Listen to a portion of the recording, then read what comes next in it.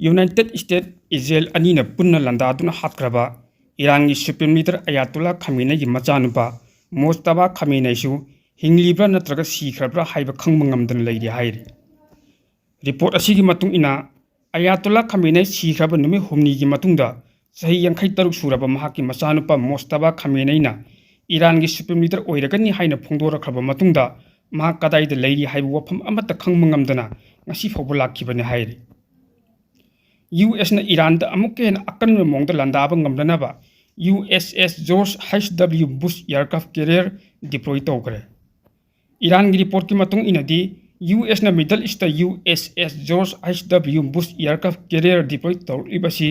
makhoi khwaitigi matik me leire hairiba USS Abraham Lincoln aircraft carrier adu Iran drone caption duna thwai khibadagi ni hairi. Nakalam romda Iran ki National Security Council ki Secretary oiriba Ali Larijani na lemna tharoi haina akanma warning tawrkhibada Donald Trump na karimna duna karisu kannaroi haikre. Report asigi matung ina Iran ki Supreme Leader Ayatollah Khamenei amadi leba asigi micham kaya hatkibagi laman soidina khungani haina Iran ki National Security Council ki leader asina wasakhibani. Adubu yamna ngaklibadi America ki President Donald Trump na Iran ki National Security Council ki Secretary asi kanana masak khangde madugi damakta karisu nasungba leiti haina Donald Trump na phongdorakhibani hairi. Adubu numit 30 rom sujilaklaba Iran gi lal asida America gi oinasu chauna mangjaba haibudu oiri. Report asigi matung ina lal asida sukna gi pung chama gi manungda America gi oina lupa crore lising puncha mari hena ut onkhre. CNIS ki report amagi matung ina di hairiba sigi researcher Mark Kinian amadi Chris Park na phongdorakhibada Iran ga soknaibu lal asida America gi oina sukna gi noma khaktada $1 million chanipan gi mawdra matoi point mari rom kharcha tawri. Lal asida Iran sa thakliba missile attack singdagi ngak thokna na hotna badasu America amadi Israel laibak animak humang kangbag loinana awahaba amadi khudongchadaba kayas mayuknari. Iran ga soknaibu lal asina maram oiraga America gi President Donald Trump su achobu lang amada thubaga pangkhak oikhre. Lal asi hek horakpa matamdadi $1 billion 3.7 lok kaithoknanaba thawang namba adugi manungda $1 billion 3.5 longgi yamlaba senpham ahanba budget haphodabadagi hawjiti Congress tagi oina ahenba fan piwa haidaba yadabagi phimda lakre hairi. Kariumba Congress na funding asi tawbu ngamru haiklabadi Donald Trump lengak oina achuba awaba ama soidna mayukna gadawri. Lal asida Iran khaktana tana America amadi Israel laiba animaki oina su chauna misi mina kaya yawba tanatana amanga takya thokibani. Aduba hojimaki oina su lalo sinbagi mami tadri Iran gi maiki de su lal asida America amadi Israel da surrender suktau tawroi haina phongdorakpa maramna lan asi chawrana that lom chathabi yana leidi haina su malingwe tongan ba lan gi maramda khang hairaba expert kaya na phongdorakre hairi. Nakalam romda Iran gi landa sikhiba miyoi 1993 yogre aduga ngasi numidang Iran da akiba phanglandaraga ni haina President Donald Trump su lawthokre hairi. Nakalam romdana amuk Iran asu US da kaidonungda surrender tawroi hain akanma mongda phongdorakpa leiriban. US amadi Israel aniga punna Iran matomta ka soknariba akanba lal asi numit 30 suraba lal asida Iran na khut handuna US ki leiriba military base singda akanba mongda landabada hojik phawbagi oina Iraq ta ani sigre miyoi 3 na sokre Jordan da miyoi 5 sokre Kuwait ta 3 sigre kaya aman asu apan nangre Bahrain da ama sigre Marine asu apan nangre Qatar da 3 sokre UAE da 3 sigre Chamaga 30 na sokre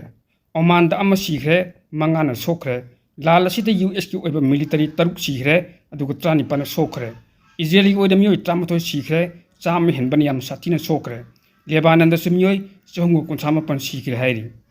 Adubu matang sida Iran amadi Israel gi oina di makhoi gi oiba asengbadu media da khangandaba maramna makhoi gi miyoi sokpa amadi sibagi changasi aduki mati yamlangbani haina miyamna thajanari. Iran na chathaliba missile attack singdagi ngak thoknanabagi pandamda Pakistan gi CDF Asim Munirna Saudi Arabia gi Defense Minister su oiriba Prince Khalid bin Salman gi unaduna wari sanakre hairi. US amadi Israel laibak anina punna Iran da chathaliba lal asigi chapchaba pakum piraduna Iran na yimthangnaba Muslim laibak mapanna leiriba US ki military base singda landarakpa sigi manungchanna Saudi Arabia su yawriban. Ningsingba yabadi hawkiba chai 2025 Saudi Arabia amadi Pakistan leibak ani ki marakta defense agreement tawnakhibani agreement asigi matung ina Pakistan amadi Saudi Arabia leibak amada hekta landarakpa matamda amana amagi mating pangnagani haibagi wafamsu yanakhibani maram madun Iran da landarakpa sida matau kram attack asidi ngakthokadagi haibagi matangda Saudi Arabia da Asim Munir amadi Salman unakhibani haina pawu source asin makhatari China na US ta jungle ras tawduna malim gi lebak sing tawningbata tawbu yaroi hain akan wafam phongdokre Iran da sathrib lalasi US amadi Israel Iran gi lengak sasar hongdoktuna Iran gi myamda afaba lengak am lakhanna hotna bani hairi wafam maji micham myamda chawna lawnam tawbani amadi utchai bani hairi US amadi Israel sathriba thong sing asi Iran gi myamna tasengna pamde loinana leibak amagi lengak sasanda America na khut chawna thingjilibasi yam lan khongthang amani leibak asi maraibak leibak ahid leiriba micham myamna adum lepchagadabani hainasu pawo sin makhatari US ki mayokta leidun Russia na Iran da lona thun achobo mating kaya pangdun leiram kre haina report amana hairi di Washington Post ki report asi matung ina hauji US Israel amadi Iran ga soknib akan blal asi manungchana Russia na Iran gi mating chawna pangduna US ki langi jahasing Middle East ki karamba samudra gi mafam da leiri haibedu ki chapchaba location piduna leiram bani hairi madumang Iran yam line US ki langi jahasing da misal amadi drone kaya kapsinduna paksana amangata kaya thokan mangam giban US amadi Israel ani na purna Iran de hek landa ba horkibaga Russia na Iran da achobo mating pangbo oina America na deploy tawriba aircraft carrier sing fighter jet sing amadi ata yetopa military asset sing location sing adu Iran da Russia na yam lona thupna pau piram giban Russia na mating panglakpa marakta Iran gi military mapangal amken kankhalakri hainasu pau sin makhatar Iran na US ki military base da target tawrakhiba sathrakhiba misal amadi drone attack na maram oiraga chawna amangata kaya tholakpadagi khoi saunaraba Saudi Arabia na su Iran da onchindun am hana landarakpa yabagi phibam da lakhre Saudi Arabia na Iran da aroi boina warning storokre hairi haujo ju chathareb Iran gi land da Pakistan su yosilakpa yan leiri lal asida Pakistan yosilaklabadi Iran gi mayukta leidun America amadi Saudi Arabia gi michang yorokadaban Pakistan gi oinadi America ni yanana ba yam tangna phangba tanja am oiba maramna Iran da soidin landaraba ya haina pawosin makhatar America amadi Israel na mapang oidun Iran da chatharib lana sida kaidawung da changjaru haina Iran gi president Masoud Pezeshkian na phongdokhiba ko loinana US amadi Israel apun lan chingbo hena kanma mongda pakhom pigini hainasu lusingbasin akan wafam phongdokre Al Arabia pauchen report torokhi wafam amada America amadi Israel gi attack sing da Iran na kaidongai da mai leiduna chingada bunatti President Masoud Pezeshkian akan wafam phongdok aduna mahakna hai yumlo nari lebak sing dagi Iran da landana na bukhot na pakaya busu hena kanma mongda pakhom pigini haina President asina phongdokhi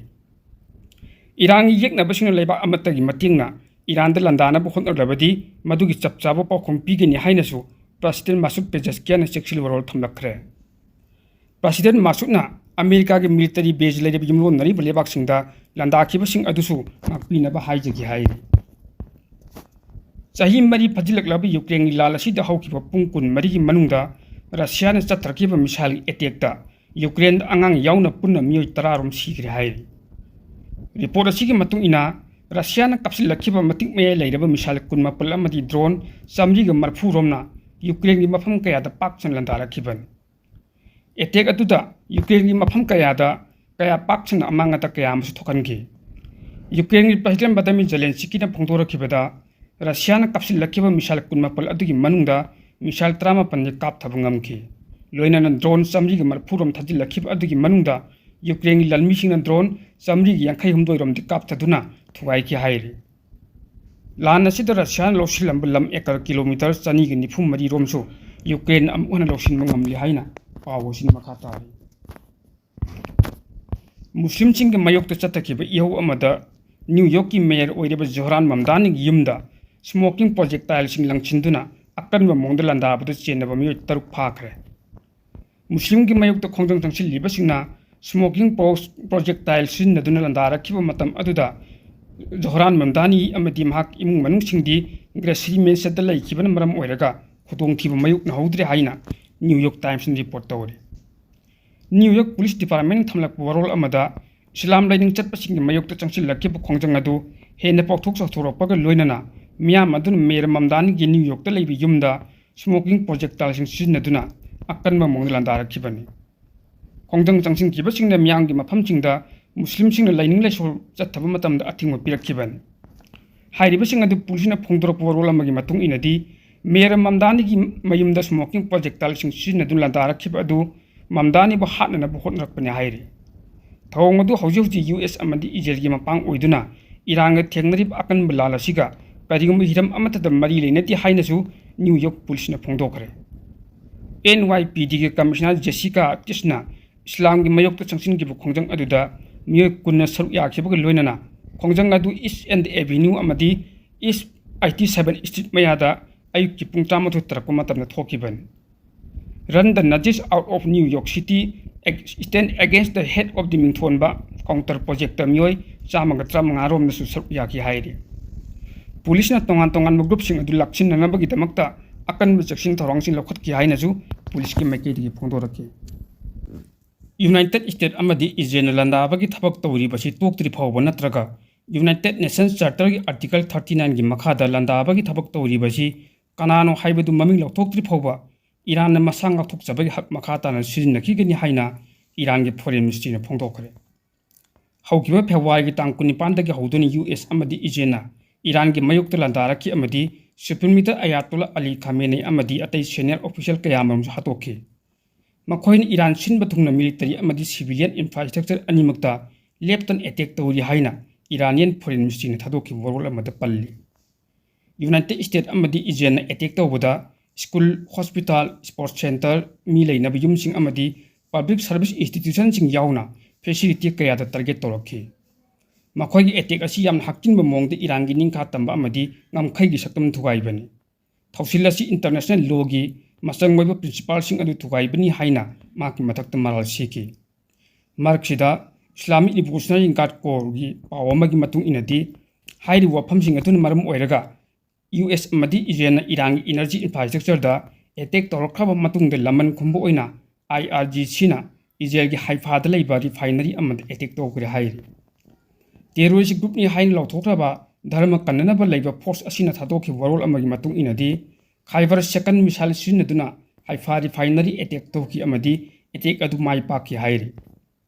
National Iranian Oil Refinery and the Distribution Company na phongdorakibagi matung inadi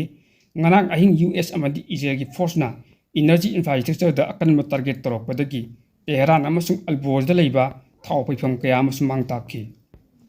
Serak sida Dubai dagi phangba pawamagi matung inadi United Arab Emirates UAE Air Defense na Iran gi ballistic missile tratruk amadi drone chamaga tratre thuai kire hairi Iran na ballistic missile tratre kapsilakpada missile amadi samudra tasinki adu atopa tatruk amadi air defense system thuai kiben drone chamagi matakta kapsilakib adura drone mari khakti UAE gi lamsakta takhi threat kaya lakibasi UAE na matik chana thengnanaba sem sari haina leba asig defense ministry na makata na phungdoki hairi Britain na Middle East aircraft carrier ani thana na wakal munna tawri adubu US na Iran ga sukna lala singamna na ba makhoi yu iba mathau ta de haina US President Donald Trump na thangjiri mit phongdokre aikhoi gi matam amagi akan ba misang United Kingdom na kona thangda Middle East aircraft carrier ani thana na wakal munna khanduna thabak tawri haina Donald Trump na haiki Miyamda khanganjaba ama IPEC TV News Channel asida tongan hiram singi matangda advertise tawbiningba miyoi singi oina yamna chawna offer pizari akaknaba numit kharani gi oiba offer ni maram aduna advertise tawbiningba miyoi singna offer asigi khudongchaba lawbiyu hiram asigi matangda apamba miyoi singna mobile number 9366127201 da call tawbiraklaga khudongchaba asi lawbiyu haina IPEC TV News ki maikaidagi miyamda appeal tawjari